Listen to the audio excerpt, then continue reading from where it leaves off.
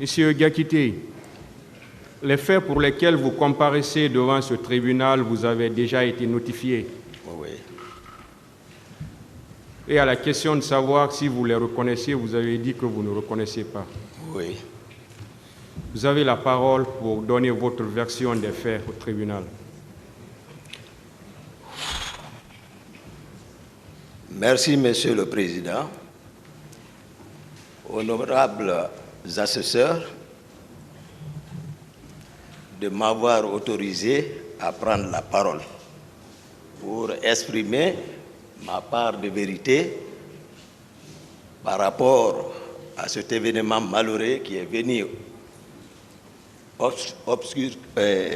venir saluer l'histoire de notre pays. Mais avant tout, Monsieur le Président, honorable assesseur, je voudrais, avec votre permission, formuler une prière à l'intention de la mémoire des victimes que cet événement a entraîné. J'implore Dieu, le Maître suprême des juges, d'accueillir leur âme dans son paradis éternel. Et je formule également la même prière pour notre cher pays, afin qu'à travers ce procès, que les Guinéens puissent se pardonner, se réconcilier et que Dieu donne la paix à la Guinée. Je ne saurais terminer cette prière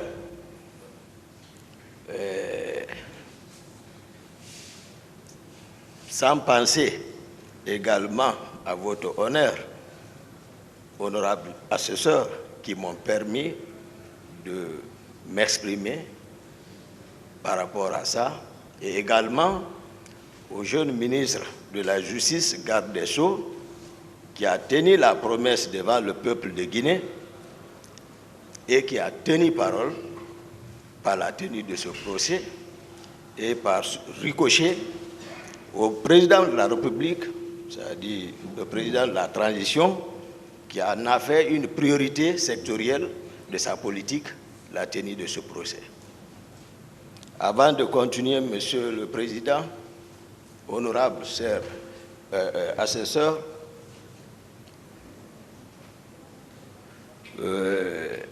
votre passage lors de la notification auprès de nous à la maison centrale, je vous avais tenu une promesse sincère que si le procès aurait lieu, que ce jour je n'allais jamais vous faire souffrir.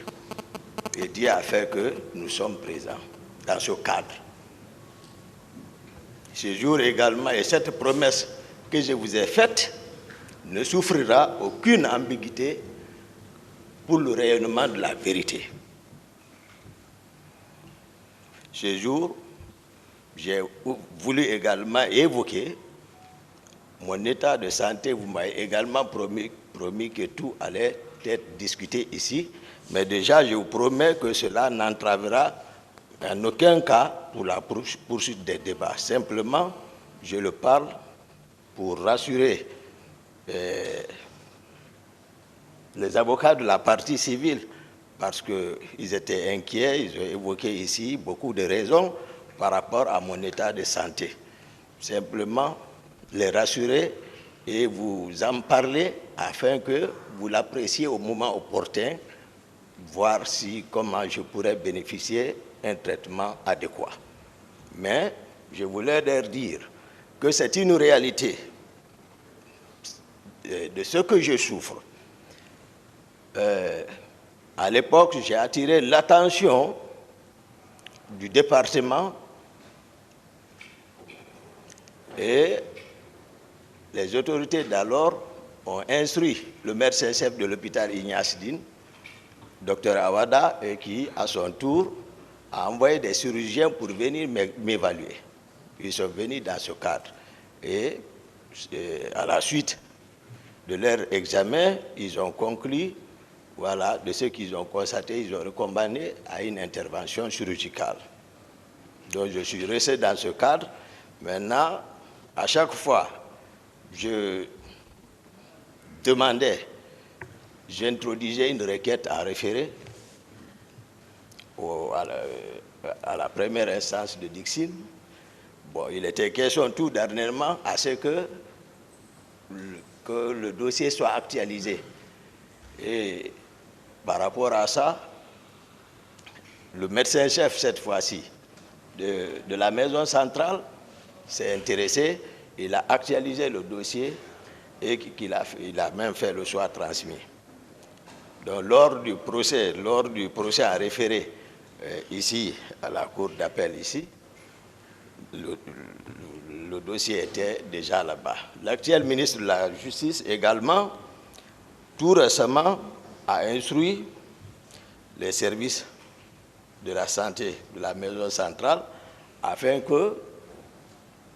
qu'ils évaluent mon état de santé et de le transmettre le dossier. Je sais qu'ils sont venus me voir, ça a été fait.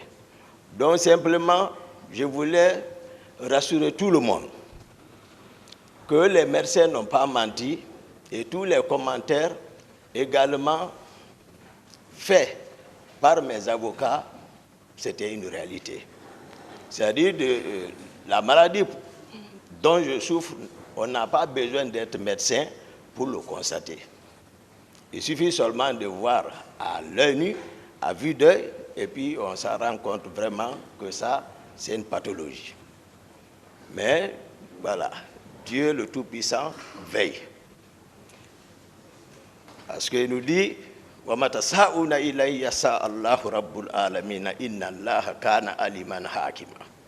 il dit, ce n'est pas ce que vous voulez qui se fera. C'est ce que lui, le Tout-Puissant Allah, il veut, c'est ce qui va se faire.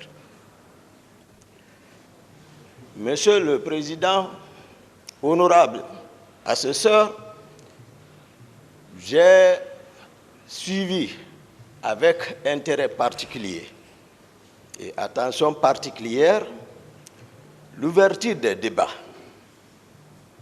à date. Les débats étaient de haut niveau entre les différentes parties composantes de votre cours, dans le respect, avec des émotions parfois, mais tout caractérisé par votre sérénité, votre sagesse. J'ai aimé un avocat de la partie civile qui a caractérisé ce cadre qui nous abrite aujourd'hui à un amphithéâtre pour des personnes douées d'intelligence savent que ce que c'est qu'un amphithéâtre et savent que ce n'est pas un endroit où il faut venir jouer avec les gens, surtout sur un sujet aussi sensible.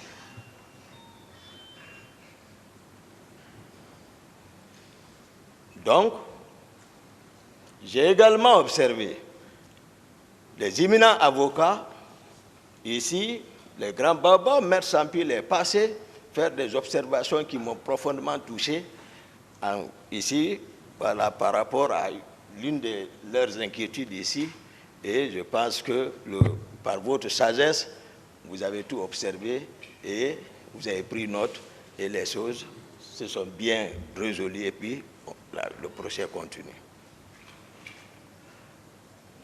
Monsieur le Président, chers assesseurs, je suis aujourd'hui ici, résolu, de faire la synthèse générale, en un mot le synopsis complet, des événements du 28 septembre, dans la sincérité.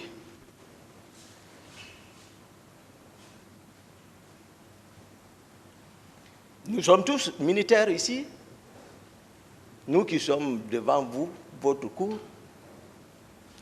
mais j'ai observé mes co-accusés s'inscrit dans la négation totale. Et dans l'armée, la négation est enseignée dans un contexte particulier. Lorsque le militaire se retrouve dans la main des ennemis, pour ne pas vendre tes amis, les consignes sont claires. Mais cependant, devant le peuple qui t'a recruté, qui te nourrit, qui t'habille, qui te paye, ce qui est enseigné, c'est la loyauté envers ce peuple, la soumission à l'autorité de l'état civil. Ça, c'est aussi clair que ça.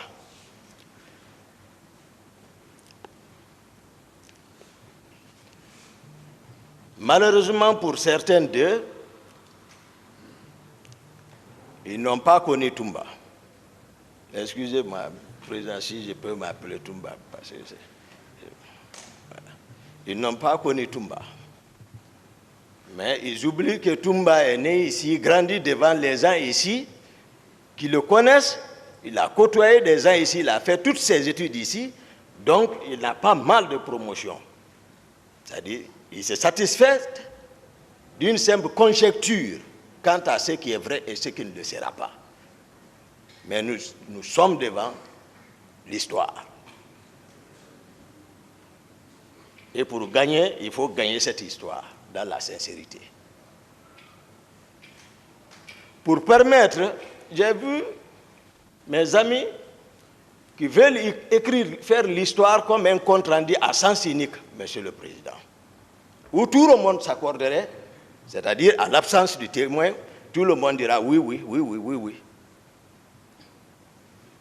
Écrire l'histoire à la gloire de leur cause sur les vaincus. Mais le maître suprême des juges dit que Toumba ne bouge pas.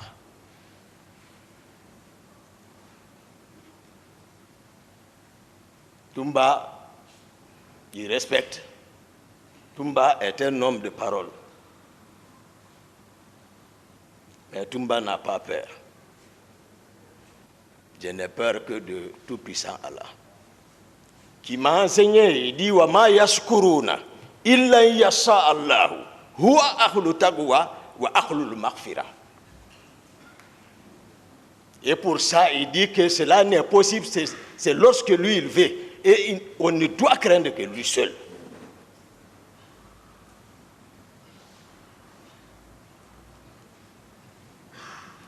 Monsieur le Président, honorables assesseurs,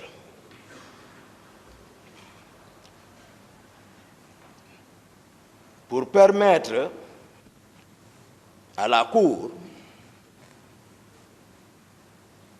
particulièrement la partie civile, en général le peuple de Guinée, d'avoir une visibilité nette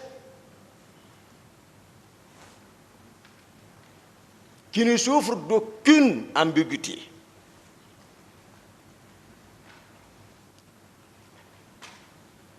Je souhaiterais que vous me permettiez, parce que aujourd'hui, il y a une histoire entre moi et le capitaine Dadis, le président Dadis, je m'excuse, le président Dadis.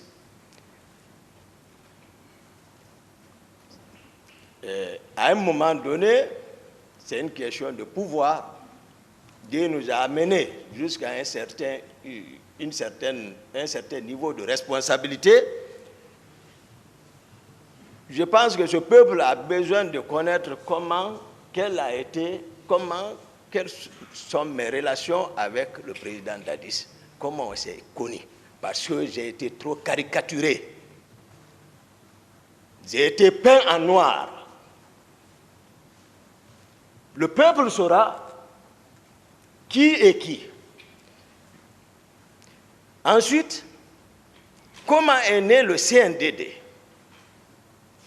Et troisièmement, parce que ça vous permettra, Monsieur le Président, de connaître les individualités. Parce qu'en aval, vous verrez pourquoi vous-même vous posez des questions. Pourquoi les gens osent agir comme ça, même sans acte officiel? Pourquoi? Vous le saurez à travers la prise de pouvoir. le travail qu'ils ont élaboré sur le terrain, ce qui fait que c'est comme si tu as travaillé un sang, après avoir fini de travailler un sang, quelqu'un d'autre parasite pour dire que ça l'appartient. C'est un peu difficile à avaler.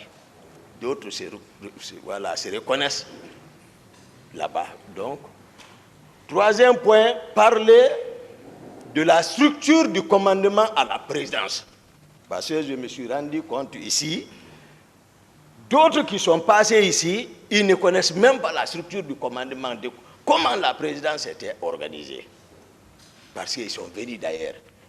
Et se retrouver dans un milieu dont on ne maîtrise pas la structure, c'est que je ne sais pas qu'est-ce que l'intéressé apportera là-bas si ce n'est pas le désordre.